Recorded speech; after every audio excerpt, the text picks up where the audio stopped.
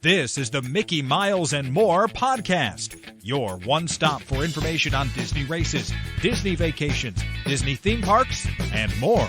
Now, here are your hosts for the Mickey Miles and More podcast, Michelle Scribner-McLean, Chris Eliopoulos, and Mike Scopa. Welcome home, Milers, and welcome back to another episode of Mickey Miles and More, a podcast where three friends talk about their passion for the Disney parks. I'm your host, Chris Eliopoulos, and with me, as always, is Dr. Michelle Scribner-McLean. Hi, Michelle. Hi, Chris. Is it the end of the semester yet? Oh, boy, somebody's dragging. I don't have those worries. 4 more weeks. Four more weeks. Well, it's so funny because my kids have just lamented that they've just finished up their midterms, so they're like, all right, we just got one big push to go towards the end of the year. And yeah. The thing is, like, I assign things, but then I forget I have to grade them. That's the silly part. It's easy to make other people do the work, but when you have to do it yourself, that's when the trouble starts. Yeah. So I have 2 birthday shout outs. Okay. One is our MEI Mouse Fan Travel travel agent, Mandy Gonzalez. It's her birthday. And also to somebody who will never hear this podcast, my son, Evan. Evan! How old is Evan now? Going to be 28. How can I have a 28-year-old? He's in Mexico. Living the life. Yeah. Living the dream. All right. Yeah. Nice. Good to hear. And also with us is the effervescent, and I'm sure you have all loved his standalone episodes, Mr. Mike Scopa. Well, that standalone episode would have been nothing without your wonderful production skills, Chris. So thank you very much for making me sound very, very good. And how are you tonight? I'm good. I look, I'm the biggest fan of those. I want to hear more of those. I'm hoping you're going to do a bunch more. I know Michelle is sort of sneakily, showing me some reference material. Yeah, she's just throwing books out there, and but yeah, I want to hear more of them because I really did enjoy, and I actually did enjoy doing the production work on them. Made it fun. So, and you folks at home, if you did enjoy it, please send us a note on Twitter at Mickey Mouse Pod. Let us know if you like them and what attractions you might want to hear about from our vast knowledge of Scopa. But the Scopaverse. The Scopaverse. So there are some interesting stories, and there are some that I hope are new to our listeners. I try to grab information and facts and stories from things I've read, things I've watched, people I've talked to, including Imagineers and cast members and authors and people like that who I've been very fortunate enough to, rub elbows with. So hopefully I can be entertaining and informative. That's all you can do these days, right? Is rub elbows with people. Yeah. Not allowed to shake hands, hug, or anything else. But so as we're recording, this past weekend was the Wine and Dine half marathon weekend. It seems to have gone off pretty well. I haven't heard much. What did you guys hear about? You have any friends who ran it or had anything to say about it? Yeah, I had our woman on the street, Dr. Melissa Iannetta, who ran the 10K, was giving me, she knows I'm really interested in the safety protocols, and was telling me that people were not masked in the corrals, but other than that, she felt super duper safe throughout the whole thing, and found it enjoyable. She was sort of saying things that other people have said. It's like, it's good to get back into doing these types of things again. So one complaint I had, and it wasn't just from Melissa, I saw a lot of people discussing this on Twitter, was the fact that the expo was sold out of a lot of things. That there were people who had piles and piles of jackets and shirts and memorabilia. There's supposed to be some sort of limits, and people are doing sort of a self-checkout type of thing. And, apparently with the idea that things are going to be sold on eBay. So that meant that people like Melissa, who couldn't get to the expo because of work until Saturday, couldn't get the things that she wanted. And really, it was pretty amazing to see piles and piles of, somebody with 10, 15 jackets, 15 shirts, just all piled up. Just kind of breaks my heart for the folks who may just have one day to go, may have a, different work schedule. And I was thinking that wouldn't it be great when you signed up for a race if you could say, I want a jacket, I want a magnet, I want a this and that. And then there'd be like, you can do it at Target and at Costco. Why can't you do it at the Disney races 6 months before your race? And that's the solution, Michelle. Yeah, I mean, you could do it for a pin, but nothing else. Have something available online so that you can order ahead of time. And, obviously Disney's going to want you to donate the kidney so that you can pay for the merchandise. And then you go to the... but it's not even that. It's like you want to, if this is a special race for you, No, I understand. and you want the merchandise, you should be able to get the merchandise. And then you go to the expo and you go to, the area where you would say, hey, I ordered this shirt, this magnet, blah, blah, blah. Here's your bag. Here's your bag. Boom. So you order ahead of time.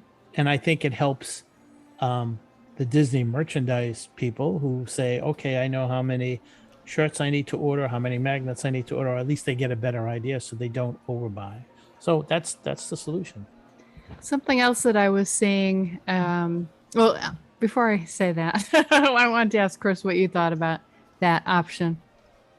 What do you think? I'm not one who's big on the merchandise stuff, but I know so many people who are, and they just want to have a little something. I know my wife desperately goes in and wants to get a shirt of some sort. And Mike's right. I wish there were other options to get it.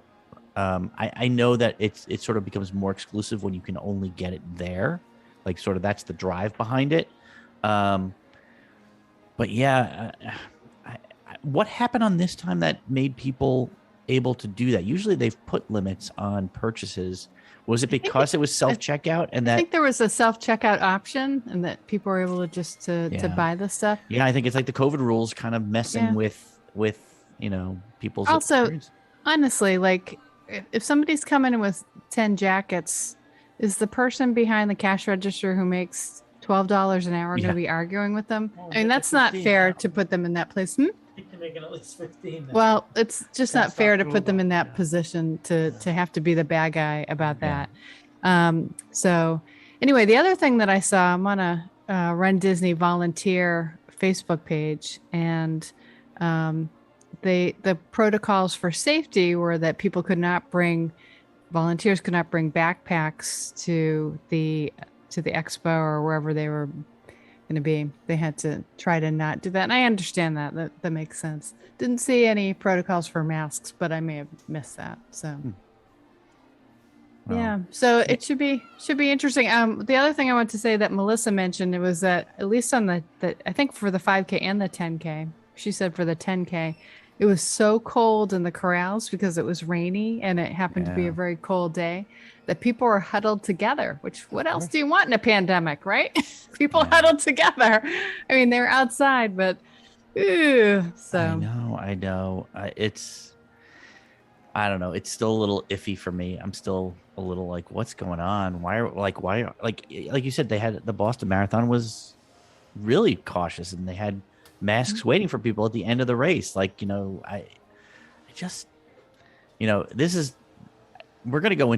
want to go into this with you, Mike, in a little bit.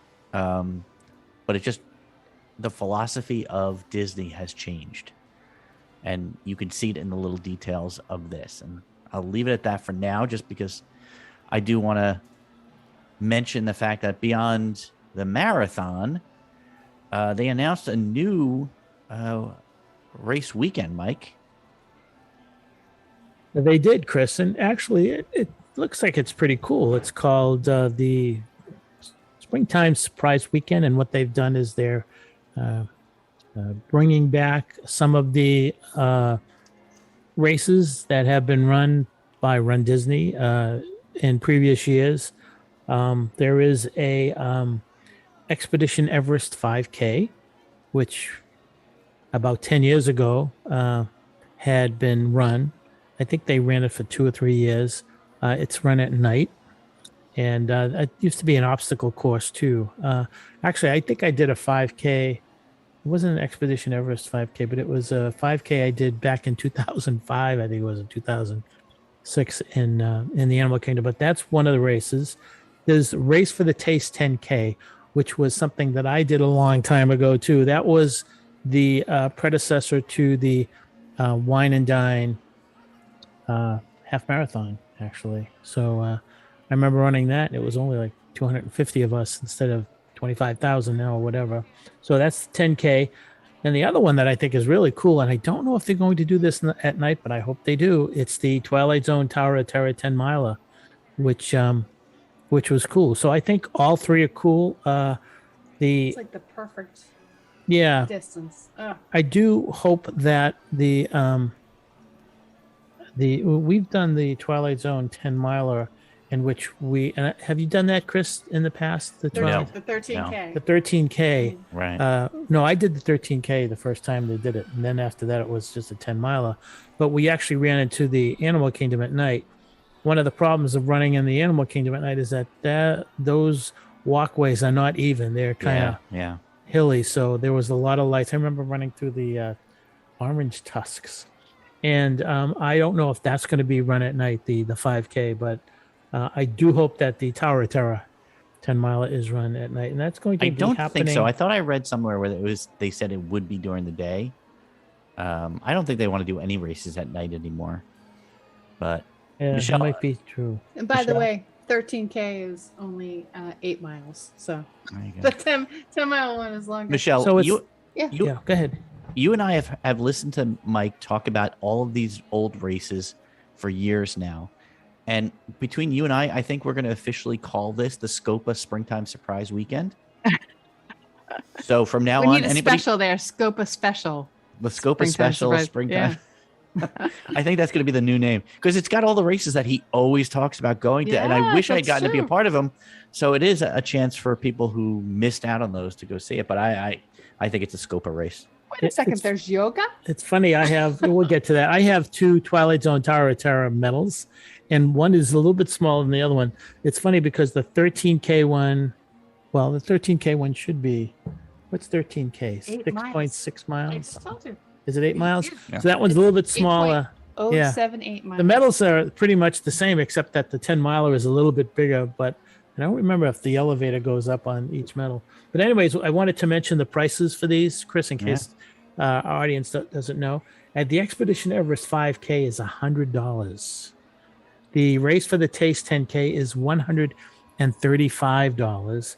The Twilight Zone Tower of Terror 10 miler is $190 for 8 miles. Wow. And they have something called the Run Disney Springtime Surprise Challenge, and I think that's all 3, and that's $445. And Michelle, did you want to talk about the Run Disney Springtime Surprise Sunrise Yoga? There's a mouthful. I love yoga. I actually didn't even know about this. So that's on. Oh my God! Look at that. It's on March 31st. You're going to be able to do yoga at Cinderella Castle. Wow, that's interesting. I don't know about that. 5:30 in the morning, you can do yoga. I wonder how much yoga you have to get to bring your own mat, your blocks. How does that go? So, yeah. I will say this is probably meaning that there won't be a Star Wars half marathon weekend this spring, which is, kind of sad. I mean, that was the one I liked going to, and for obvious reasons because I'm a nerd. But I don't know. It's an hour's worth of yoga. You get a mat. I don't know, 5:30 in the morning. I do yoga almost every day. I think this actually sounds kind of cool. Is Matt a nice guy? Bada bing! Thank you. Tip your waitresses. Hey. Wait, are they ever going to do the Kessel Would you Run? do yoga? Get out of here.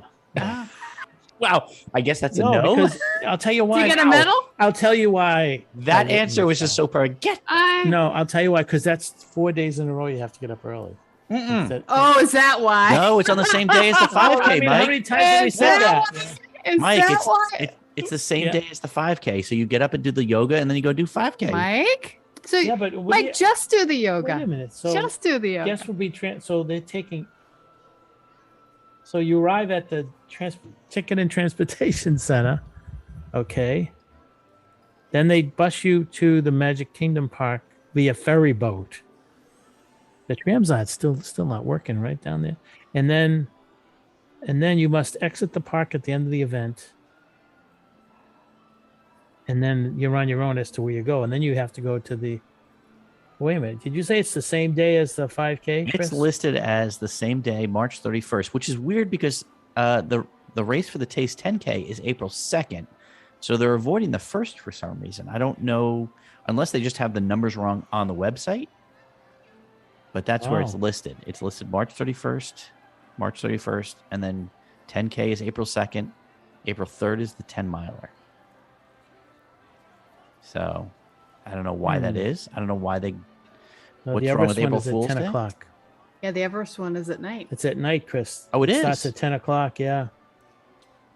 I'm So you have surprised. to I get thought in they the had said morning. we're going to be doing Yeah. that in the morning now. Oh, It's they also are it just like in the olden days. It's got a scavenger hunt in it too. So it's a so you actually do you do two races.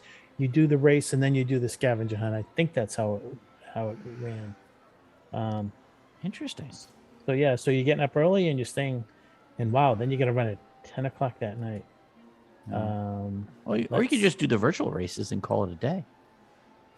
That's true. Literally, like the way our training is going right now, Michelle and I could probably do all 3 races in one day and call it. Absolutely. Now the Twilight Zone Tower of Terror 10 miler is at 5 a.m. I guess. It was so cool to But see the Tower of Terror lit up at night. But you know, that's the thing sad. is that April 3rd, I think that it gets, well, I don't know.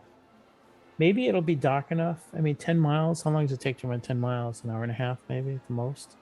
Well, depending on how fast you are. Yeah, maybe for most people it'll be an hour and a half. So it might still be dark until 7 o'clock. See, you know, the best thing about that was, like you said, Michelle, the nighttime special effects. The way they lit up the Yeah. Tower of Terror. Chris, are you going? I don't know. I'm gonna have to talk to the boss about it. It depends. You know, it always depends on. I think she's more of a theme person these days, other than the marathon weekend, which is just because it's the marathon and you can run, you know, the goofy or the dopey. She liked the themes. I mean, we really loved the Wine and Dine because it was nighttime. I like the Star Wars. She would go with me just because I like the Star Wars. So we'll have to see if there's Tinkerbell, you know, or you know, the princess was not interesting to us. So we'll have to see. I'll have to confer. You know what it is? It's going to be like the usual thing. We're going to run the marathon and be like, never doing this again. And then like a month later, you're like, when's the next one? So it might kick in a month after this thing, but I promise you this is going to be my last marathon. So I said it the last time. I literally said it the last time. I know. I just really feel done. I feel done. Half marathon is my jam. I like it. I've been thinking the same thing, and Audra, my wife, has been saying, yeah, I think she could keep going for years after this. I mentioned this. I'll cheer Audra on. You and I can go on Main Street and cheer. Well, she has said to me, like, just do the half marathon. If that's what you want to do. Like, I'm comfortable at the half marathon length. Like, I could run that. Every week, probably, yeah. At this point, like I'm doing it every week. But she was like, go do it. And I was like, but it's the marathon. Like, you know, you just have that like, oh, come on, and we'll have fun and we'll do it. But like, she's a maniac. I told you off the air, you know, last year they did the New York City Marathon as a virtual run, and I got her signed up. I figured out how to sign her up. She ran it. What was interesting is it's a system they had in place where you had to use a certain app that would record your run. For some reason, it paused on her for 3 miles. And so she got to the end of her race. So she was at 26 miles and it realized it only registered as 23. So she actually had to run an extra 3 miles. She ran almost 30 miles that day. She got the medal. She did great. She didn't sign up for the New York City Marathon this year, I think because we're going for January. But Saturday morning, she woke up, she went out, came home a few hours later and was like, yep, ran 26.2. And you're just like, what are you doing? She just loves it. She can do it.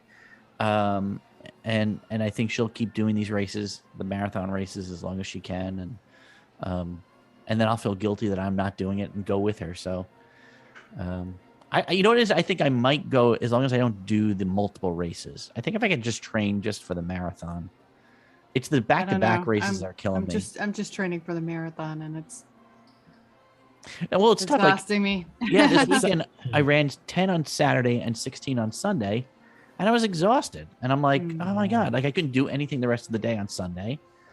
You know, it eats up a lot of your life. Yeah, I just ran 14. Yeah. So. Yeah, but you're running a marathon, and you know, and you're going to get there. You have 8 weeks to get there. I always feel like I have to train.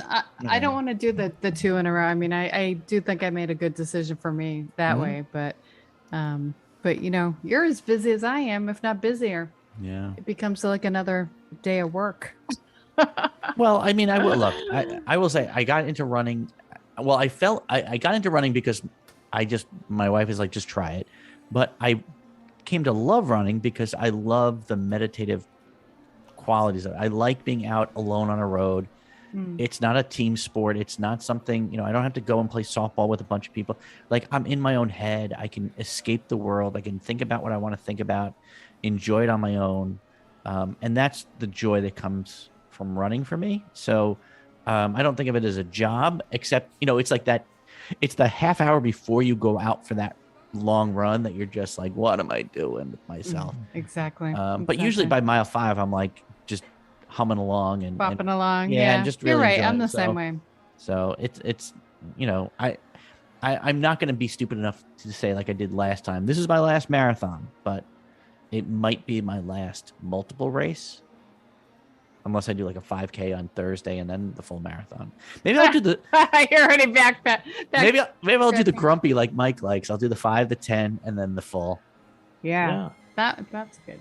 Yeah. So, what about you? You guys gonna go down there? Michelle, do you want to run this one? Well, we're gonna be there for my spring break, which is like 2 weeks before. But who knows? Who knows?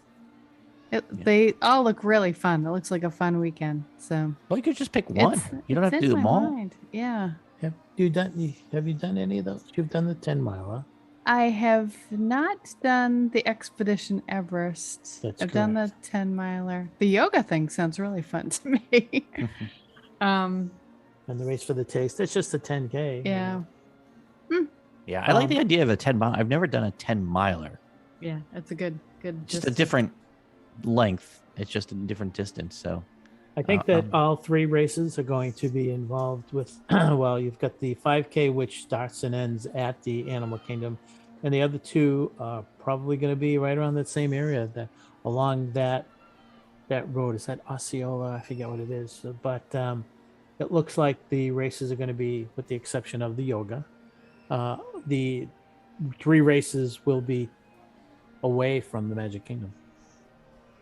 Interesting. So, you know, it's funny. I've been training obviously for the races, and recently I picked up, not picked up, like I was picking her up at a bar, a nutritionist to help me with my nutrition, my eating habits and what and how to better focus my energies. Like, so, you know, in terms of what I was eating and as a runner doing long distances, I wanted to make sure that I wasn't exhausted all the time and I had energy. And, but luckily, Mike, I found out that when I'm at Disney, I don't have to worry about too big a portion these days, right?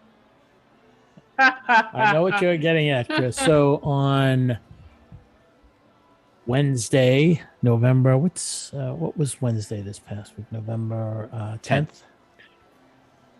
Disney announced its quarterly earnings, and they did very well. And the chief, I think she's chief financial officer, her name is Christine McCarthy, was talking about how the company is trying to offset inflation. And she made a statement, and there's been quite a reaction from everybody and wondering, you know, how she was allowed to say this. And you wonder if her remarks were first passed over to Bob Chapek, and he said, okay, you can say this. But anyways, when asked about inflation, she talked about how they're going to attack it. And one of the ways is going to be in their restaurants. And she said, and I quote, "We can cut portion size to save costs / combat inflation, which is probably good for some people's waistlines." And that really took off, and a lot of people were surprised that she said something like that. One person made a comment about her appearance. Another person said something along the line of,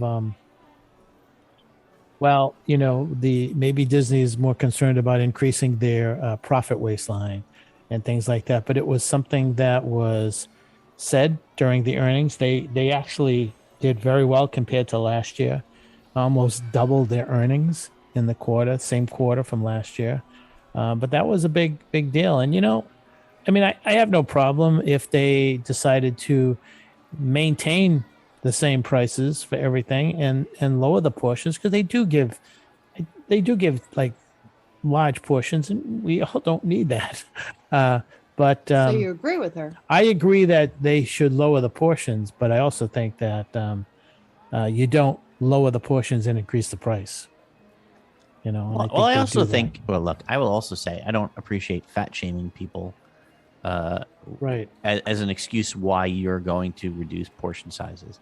I will say, the other big thing. This is the way I would have couched it if I were a corporation. There's a lot of food waste in this world, and I go to Disney and I see it. You see people who order a meal and it's huge. I mean, they do. They're very generous portions, and you'll see a lot of it go into the trash, and it's a waste and it's a sin. And I would say, hey, maybe we are lowering or reducing portion sizes for the environment. I mean, you could have couched it any which way. Like, sure, we're looking for the environment. We're looking, you know what? Hey, we are giving too much here. Reducing waste. Yeah. And so we want our guests to realize that we care about this planet as well as our guests. There could have been so many ways to approach this in a way that got them to that point and didn't piss everybody off. That's a great point. I know where I work, we're having all these meetings about how to reduce your carbon footprint. And the idea that there was a research study, if you turn your camera off during Zoom meetings, it decreases your carbon footprint like a tremendous amount. But to put it in those terms, with the conference that was just in Scotland about reducing, helping the atmosphere and reducing our carbon footprint, to put it that way would have been really smart. A much smarter way. You're right. I mean, I don't know. It was interesting. And this is where I wanted to get to before with you guys, because I want to get your take on this thing. Back during the what was it? It was the 2012 election. Mitt Romney had said, "Corporations are people, my friends."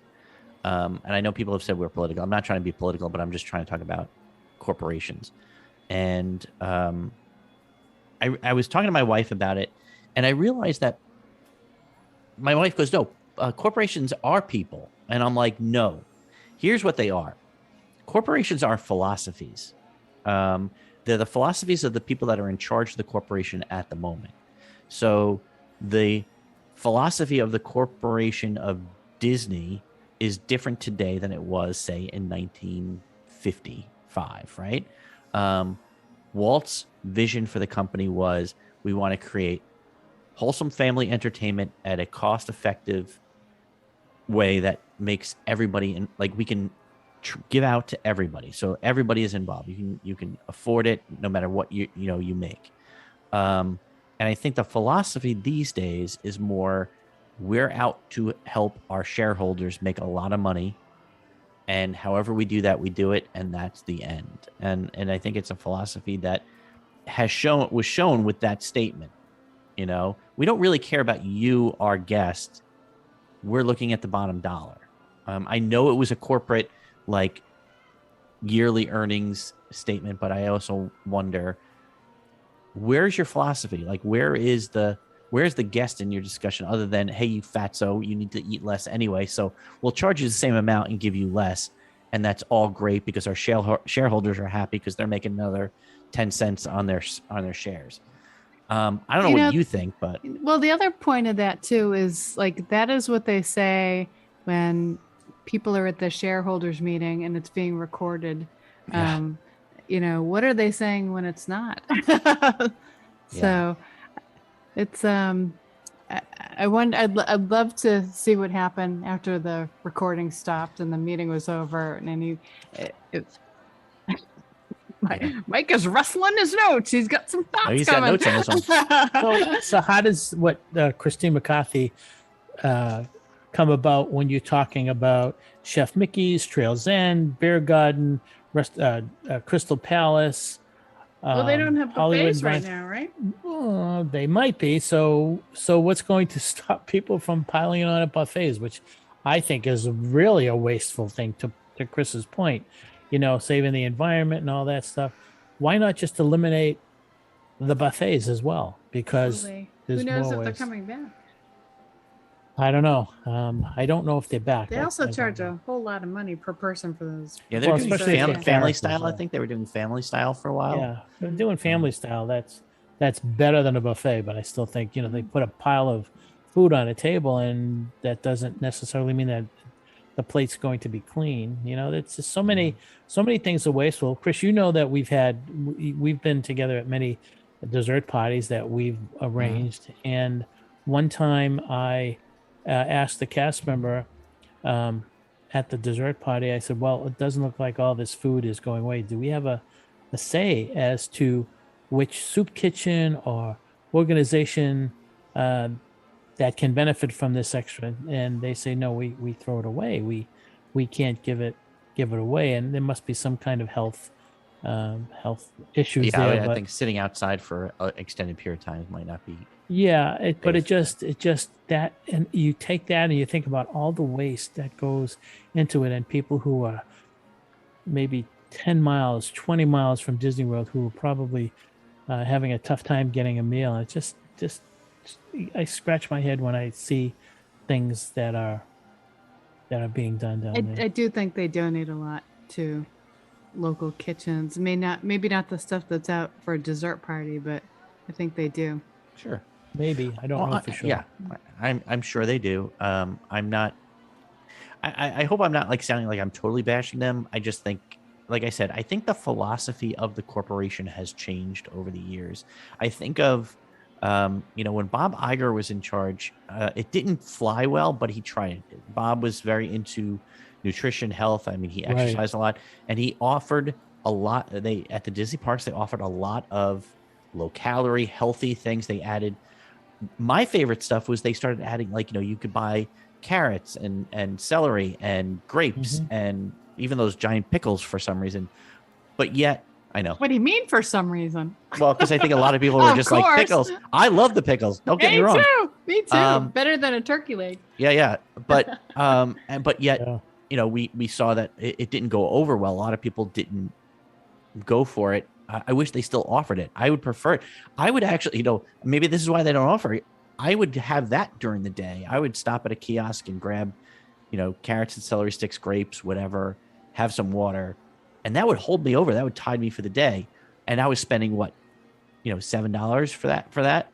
And then I'm not going to the restaurant or the quick service and spending $40. So, maybe that's the play, but I definitely think the philosophy has changed over the years in terms of what who they're serving. I think Walt and Roy were serving the guest. I think with Bob Chapek, we've gotten to the point where the money people are now in charge as opposed to the creative people, and their client is the shareholder. I think you're right, Chris. I think that if you look at the last 30 years, they've gone from a CEO who had very creative juices, Michael Eisner. A lot of people don't realize it, but it was his idea to start putting made for television movies on ABC. He came up with that idea. He had a lot of creativity. He was the architect for the Disney Decade, and then when Bob Iger came in, he kind of straddled between being trying to be creative and trying to be a caretaker and a Wall Street, uh, listener or whatever. And then when you have Bob Chapek, he's not creative at all. There's a lot of people who really want him to be removed, and he's just been listening to the shareholders, and sometimes I think it's hard to please both. But if you don't have happy guests who come to purchase your products and services, then you're not going to have happy shareholders. So I think one begets the other. And if you please the guests, they're going to come. And if they're going to come a lot, things are going to happen and the shareholders are going to be pleased. I don't think it should be the other way around. Yeah. I think the philosophy, like to beat a dead horse, has been Walt's philosophy was treat a customer well, give them a good show at a low price, and you'll have a customer for life. And they'll come back year after year, and you're thinking long term, right? I go to Disney because I went as a kid. I fell in love with the parks because I was a little kid with my family. And then as an adult, I brought my wife and kids to continue that thought. Today's philosophy is get as much money as you can from them right now. Don't worry about the future. Don't worry about keeping customers because there are many more where that came from. And I think the idea of reaching out to all tax brackets, the people who don't make as much money as others, who used to be able to come and afford these parks, can't make it anymore. I think it's the prices have gone up, the services have gone down, and that's their philosophy now. We're going to go for the money right now. Bottom line is that the power is still in the hands of the consumers, and the consumers can influence a company's approach to business, products, and services. If you continue to buy products and services, no matter how high the prices are, no matter how low the services are, things are going to keep doing that. But if which we all will, right? Well, which we are. Everybody's still doing it. We are. Yeah. Well, it's funny because the Very Merriest Christmas show, Christmas party that we talked about last week or the week before, they've actually sold out on the most expensive night, which is the 21st of December. That party is sold out, and those tickets were, I believe, $249 before taxes. So you guys might be right, but I will ask you this though: that night, is it more? Do you think it's more guests, like people who are vacationing, or is that like the bloggers and the people whose incomes come from reporting about Disney? I think the bloggers, I've always in the past, I've been part of that group. We've always been given complimentary tickets on the very first night that a party would be shown. If it was Mickey's Very Merry or Mickey's Not So Scary, we always got free tickets for the very first night that party was on. So I don't believe that when you're talking about the 21st of December, that it would be, I think it's people who are there for vacation and they're saying, well, it's Christmas. I don't think it's the locals. There's no way that you can convince me that the locals are buying these tickets. The locals may buy the cheapest tickets. Like this week was the first Very Merriest party, and I think it was $149, which is still pretty high. It's a pretty high cookie, How many hours? 4 hours, and 4 hours, and there are no parades. There's a cavalcade. There are some shows, but for the most part, people who have been to the Boo Bash, and one person's review I read of the Very Merriest says that basically, if you want to get access to attractions which are very difficult to get on during the day, then the ticket may be worth it to you. If you're looking to see, special Christmas stuff and parades and, fireworks and everything, then, maybe it is for you. I know that one person who went to the Boo Bash said there wasn't Halloween themed fireworks, and there wasn't I don't think there was a Boo to You parade. There were cavalcades. Happy Halloween. Yeah, so there are cavalcades, and the same thing's holding for the Christmas show. So Christmas party. So my thought, Chris, is that were the reviews that were written and read and spread regarding the Boo Bash going to have an impact on the very merriest party? I don't know at this point. So far, there are 2 nights that have been sold out, the first night and the last night. So we'll see what happens in between. Well, it means that people are still paying for it. So, maybe their philosophy is right. Maybe that's, keep pushing until people push back, and they haven't.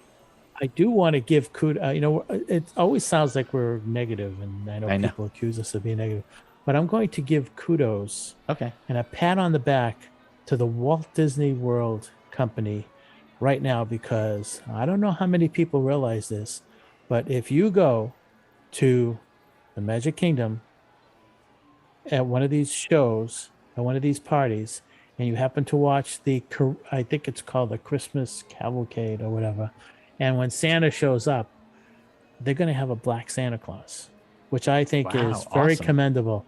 I don't know of any other company that does that, and I thought that was pretty cool. So my hat's off to Disney for that bit of diversification, because they need to show that we all should be represented. So kudos to them. Love it.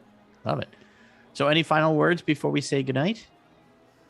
We got nothing. The only thing I'm sorry, Michelle shaking her head no, and then Mike's like, one more thing, and she just collapsed in her chair. I just Welcome to my world. I just want to make a comment, Chris, and I think you've heard some.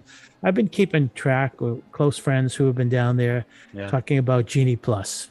Oh yes, and there is a consensus that Genie Plus is a crowd control tool, and that a lot of people have been who have tried it. One day, they don't try it after that. Yeah.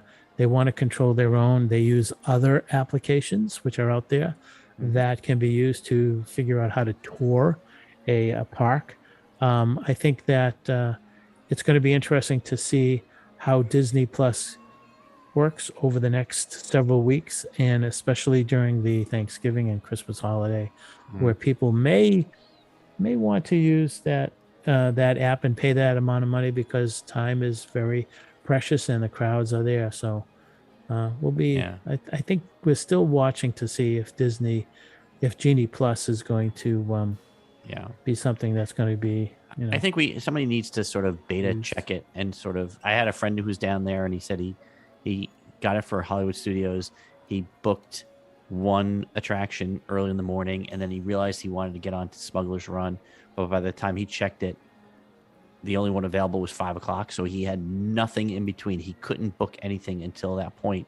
So he basically paid $30 for he and his wife for 2 rides for that day. So you have to be sure that you're careful in how you select your attractions. I think that the trick is to get the big, heavy ones up front, so you don't wait all day long for those and then worry about the other ones later on. But I think that we are 6 to 9 months away from knowing exactly how best to use Genie Plus. We're going to be hearing people figuring out how to best way to use it, and until then, I think a lot of people are going to hold off spending that money. Well, we'll probably talk about this more as the time goes on, but I think we've hit Michelle's limit here. She's passed out in her chair. She's sleeping. I can hear her snoring back there. So that's going to wrap it up for us for this episode of Mickey Miles and More. If you want to reach out to us, tweet us at Mickey Miles Pod. For Dr. Michelle Scribner-McLean, Mike Scopa, Chris Aliopoulos, we'll see you on the road and in the parks. We hope you enjoyed listening to today's episode of the Mickey Miles and More podcast. For all of us here at the Mickey Miles and More podcast, this is Rick Gregg saying thanks for listening and all your support. And until next time, we'll see you on the road.